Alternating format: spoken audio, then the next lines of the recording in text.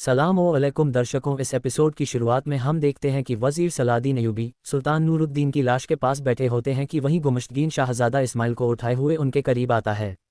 वह कहता है, अल्लाह मलिक इस्माइल को लंबी उम्र दे, आपसे हमारे सुल्तान यही हैं और सलादीन शाम ही नहीं, दुनिया के किसी भी कोने में दो सुल्तानों की गुंजाइश नहीं। ये सुनकर वज़ीर सलादीन को गुस्सा आता है। वह खड़े होकर कहते हैं, तुम हमसे पहले शाम कैसे पहुंच गए? मलिक इस्माइल तुम्हारी गोद में क्या कर रहा है? गुमश्तगीन जवाब देता है, जब तुम अपनी जिम्मेदारी पूरी न कर सके तो ये बोझ मुझ पर आ पड़ा। अल्लाह के हुक्म से मैं अपने मुल्क को डाकुओं से बचाने में कामयाब हुआ। ये सुनकर सलादीन को वह लम्हा याद आता है जब गुमश्तगीन शाहज़ादे को छीनकर भाग गया था। वह कहते हैं, नहीं, शाहज़ादे को अगवा करने वाले तुम ही थे, तुमने हमारे लिए जाल बिछाया।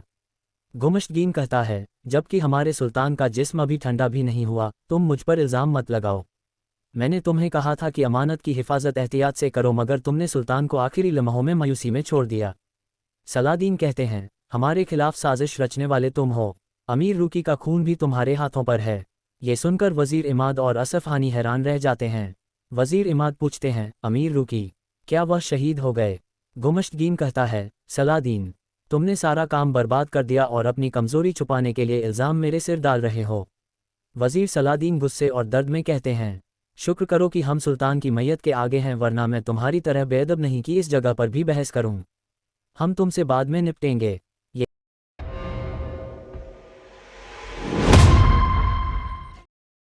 उधर किला कला में बाजनी सिपाही बोरू को गिरफ्तार करके जिंदान में डाल देते हैं।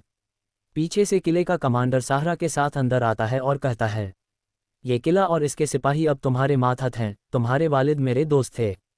साहरा शुक्रिया अदा करती है।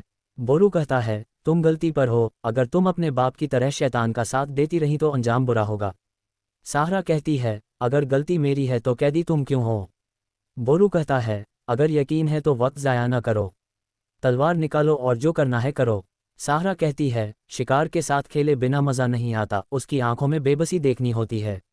बोरू जवाब देता है, जहां तुम कैदी ढूंढोगी वहां तुम्हें सिर्फ बहादुरी ही मिलेगी। साहरा कहती है, अफसोस तुम्हारी बहादुरी की कीमत तुम्हारे चाहने वालों को चुकानी पड़ रही है। ये कहकर वह चली जाती है और बोरू चिल्लाता है, राब और अली कहाँ हैं? मेरे भतीजे कहाँ हैं? लेकिन कोई जवाब नहीं मिलता। दूसरी तरफ कर्क किले में मीला वह पल याद करती है जब सलादीन ने उससे शादी से इनकार किया था। वह गुस्से से कहती है, तुमने मेरे घमंड को तोड़ा है सलादीन, इसका बदला तुमसे लेकर रहूंगी। उसी वक्त चातलेन आता है और कहता है, तुम्हारी मौजूदगी से ये किला घर सा महसूस होने लगा है। मीला पूछती है, परेशानी किस बात की है? चातलेन कहता है, यकीन कि तुम मुझे नुकसान नहीं पहुंचाओगी। बादशाह मर चुका है, नया दौर शुरू हो गया है, हम अतीत को छोड़कर आगे बढ़ेंगे। मीला कहती है, अगर चाहते हो कि मैं तुम्हारी वफादार बीवी बनूं, तो एक वादा पूरा करो, सलादीन को जिंदा या मुर्दा मेरे सामने लाओ। ये सुनकर चातलेन मुस्कुरा देता है। कुद्स के चर्च में विलियम और साबेला बादशाह की मौत पर गमगीन हैं। साबेला रोकर कहती है, पिता का वक्त वफात बहुत नामुनासिब था। विलियम कहता है, हमें खड़े रहकर उनका मातम जीना होगा और उनकी विरासत की हिफाजत करनी होगी। उसी समय बालन आता है। साबेला उसे गले लगाकर कहती है, मेरे पिता मर गए। बालन कहता है, अजीब बात है कि दो दुश्मन सल्तनतों के बादशाह एक ही वक्त में दुनिया से चले गए। विलियम हैरत से पूछता है, क्या सुल्तान नूरुद्दीन भी इंतकाल कर गए? जवाब पाकर वह गहरे सदमे में कहता है, दौर बदल रहा है, कुछ नया होने वाला है। उधर मारिया जिंदान में लड्गो के पास आती है। लड्गो पूछता है, आप यहाँ क्यों आई हैं? मारिया कहती है, बादशाह मर गया तो अब रानी का लक़ब बेमायने हो गया। याद रखो, बादशाह मरते भी हैं और पैदा भी होते हैं। वारिस बाल्डू है और उसकी सल्तनत मेरे हाथ में है। मारिया उसे अपने साथ मिलाने की कोशिश करती है और कहती है, अगर तुम सीधी राह पर न खड़े हुए तो मैं अपने होठों की सील तोड़ दूंगी, फिर अंजाम तुम्हें पता है। ये कहकर वह चली जाती है। करातेगन सलादीन से कहता है कि गुमश्तगीन साजिश कर रहा है, हम शाहज़ादा इस्माइल उसे क्यों सौंपें? सलादीन कहते हैं, सुल्तान की नमाज ए जनाजा से पहले जंग नहीं होने दूंगा, मैं उनकी अमानत की हिफाजत करूंगा। उसी वक्त काजी फाजिल आते हैं और कहते हैं, हमारे वली ए सुल्तान दुनिया से चले गए, हमारी तस्लियत कबूल करें। वह सलादीन को गले लगाते हैं। सलादीन कहते हैं, हमारा गुस्सा हमारे गम में है, अल्लाह अंजाम बेहतर करे। काजी कहते हैं, रूमी की शहादत का गम भी हमें जलाता है, ये गद्दारी किसने की? सलादीन कहते हैं, गुमश्तगीन ने। उसी वक्त खबर आती है कि बादशाह अमालिक भी मर गया। सब सोच में पड़ जाते हैं।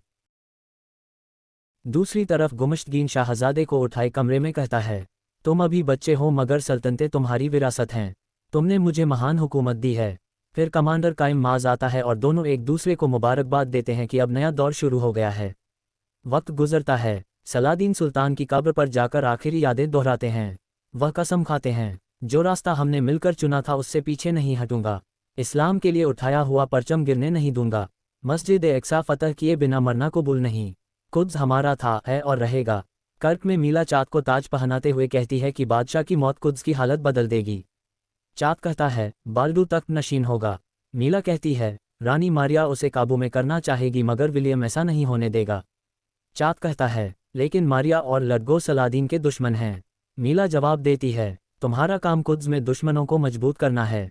चाँद कहता है, फिक्र न करो, ऐसा ही होगा। कुद्स में बाल्डू बिस्तर पर रोकर मारिया से पूछता है, पिता कैसे मरे? मारिया उसे दिलासा देती है, तुम वारिस हो, आगे चलकर बादशाह तुम बनोगे। आंसू बादशाहों की कमजोरी होते हैं। अगर चाहो तो लडगो को कैद से निकालकर अपने साथ मिला सकते हो। बाल्डू कुछ समझ नहीं पाता और मारिया का असर लेने लगता है। दर्शकों, इसके साथ आज का एपिसोड खत्म होता है।